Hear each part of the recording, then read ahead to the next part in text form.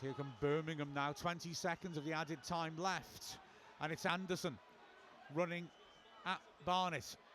Shapes to go inside, then goes outside, drills it back, but it's intercepted with Matty James, who clears long. Moore on his own up front, battling with Clara. Defender lets it bounce and Moore nicks it from him. He's got no support. Dobson's busting a gut to arrive in the middle. Moore does brilliantly. Feeds it back to McLean. We've had the 5 added minutes, and the referee, I've got to say, true to form throughout, stops play when Wrexham were on the attack. And it's a 1-1 draw.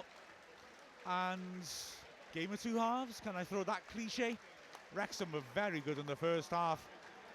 Horrible conditions. It was difficult to play in. The wind was so strong. But Wrexham dug in, defended well when we needed to, as Birmingham had a lot of the ball, but looked dangerous on the breakaway. We went a goal up from a set piece after a couple of near misses from the corner. In the end, it was whipped in nicely. Cleworth heading it towards goal, and Dobson in a great position, standing in front of the keeper. Beadle just stretched and did a Wanu Garte at the Millennium Stadium, just got a little touch enough to divert it past the keeper, who had no chance, and Wrexham were ahead. And it should have been 2-0 when Lewis O'Brien pounced on a short back pass with the keeper going down early. He just needs to lift it, and he'd scored when he hit it flat, and Beadle made a crucial save.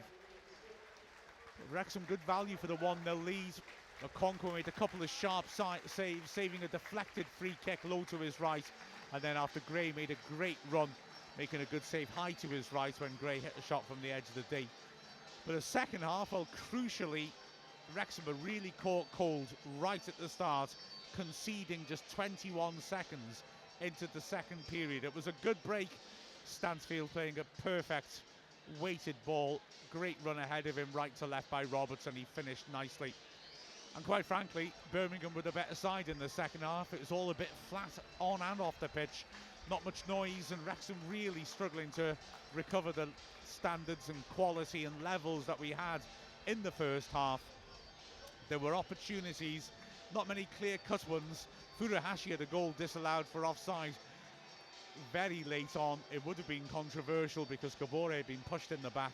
Wrexham had a break moments earlier, and I think the referee didn't give the free kick against Kabore because O'Brien started it with a nudge on Cochrane.